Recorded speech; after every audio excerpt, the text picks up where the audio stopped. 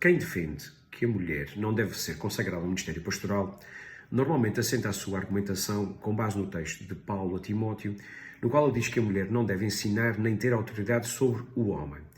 E se de facto essa proibição do ensino se estende a todas as mulheres, realmente o ministério pastoral fica colocado em causa para elas, porque o ensino é um dos elementos centrais do ministério pastoral. A questão é que na palavra de Deus, na Bíblia, no Novo Testamento, nós começamos, apesar da cultura e do contexto de depreciação e de desconsideração da mulher, nós começamos já a ver alguns elementos de mulheres que ensinavam, que partilhavam a palavra, que proclamavam a palavra, que pregavam, e portanto o ensino estava lá presente já a ser praticado por elas, pelas mulheres. Logo no início, quando Jesus ressuscita, nós vemos que quem traz a notícia de que Jesus ressuscitou aos discípulos são mulheres. Logo ali elas começaram de forma embrionária a ensinar, no fundo, a anunciar uma mensagem sobre a ressurreição de Jesus.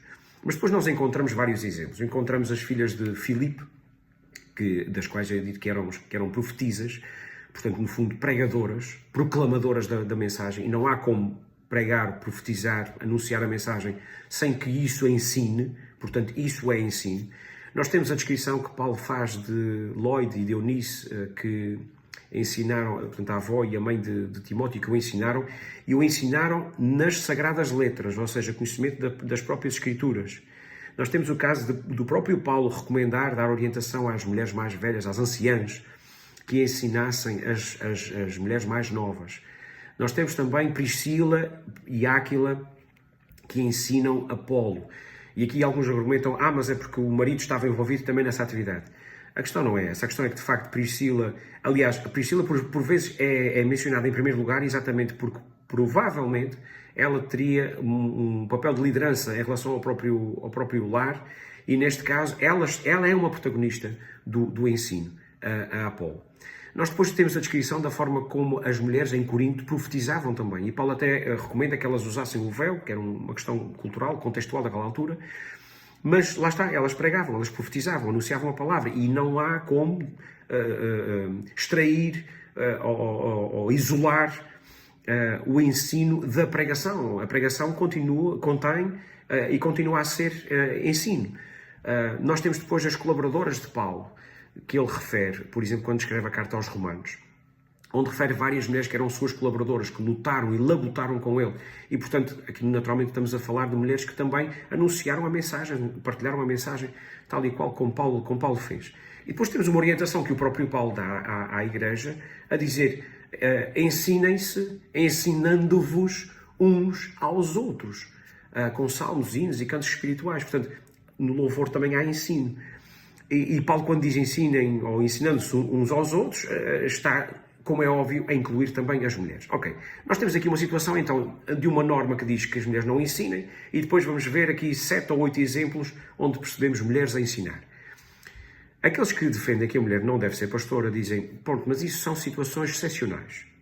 Essas 7 ou 8 situações que tu referiste aí são excepcionais porque umas ensinam a crianças, outras ensinam outras mulheres, outras ensinam na presença de homens. Portanto, isso são exceções. A questão é a seguinte, uma regra com 7 ou 8 exceções, será que é mesmo uma regra? Não será mais fácil, mais razoável, mais simples? Não será a interpretação mais correta entender que a regra, de facto, é que elas ensinavam? E o caso particular, e o caso que, de facto, é excepcional, é a orientação que Paulo dá a Timóteo e que se aplica naquele caso a Éfeso, em que elas, por algum motivo, não podiam ensinar. É porque senão temos aqui o caso típico da regra queijo suíço.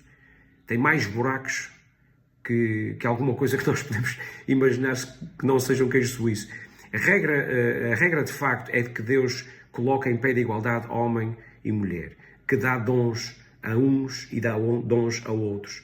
E esse reconhecimento dos dons e das tarefas, da responsabilidade, da possibilidade de elas ensinarem, está presente nas páginas do Novo Testamento, como mostram esses exemplos. E estes eram exemplos numa cultura, numa circunstância onde a mulher era depreciada, portanto são extremamente significativos. O que nós não podemos é imaginar que a outra orientação, que aparece uma única vez, uma proibição dada às mulheres do ensino, então essa aqui Essa aqui é a regra. Essa não era sequer a norma, nem sequer a prática das igrejas, não era aquilo que estava a acontecer e não há qualquer repreensão nem correção em relação a nenhuma das outras situações. O facto é que aquilo que Deus dá de dons às mulheres, deve ser e pode ser usado. E o dom do ensino é um deles. E se elas têm o dom do ensino, então também podem, por via da lógica, exercer o ministério pastoral.